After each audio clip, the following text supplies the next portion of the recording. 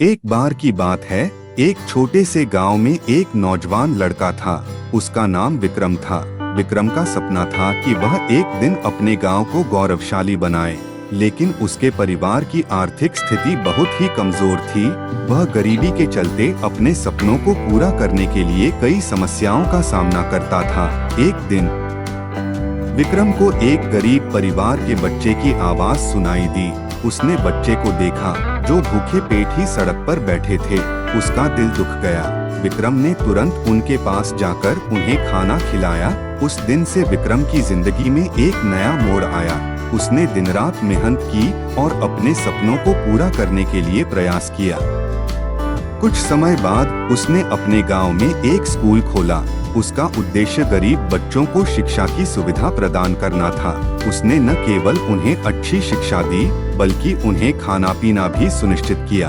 विक्रम के यह कार्यों से उसका गांव उनकी सराहना करने लगा। लोग उसे अपने गांव का हीरो मानने लगे। एक दिन गांव में एक बड़ा मेला आयोजित हुआ।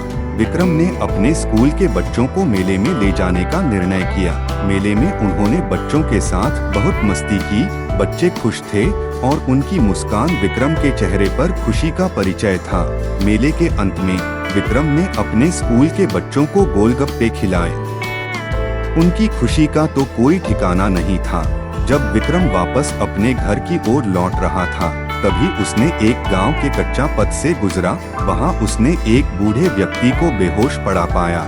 विक्रम ने उसे उठाया और अस्पताल ले जाकर उसका इलाज करवाया। उस बूढ़े व्यक्ति का नाम बीरामचंद था। जब विक्रम ने बीरामचंद को अस्पताल से बाहर निकाला, तो बीरामचंद ने उसे आभारी नजरों से देखा।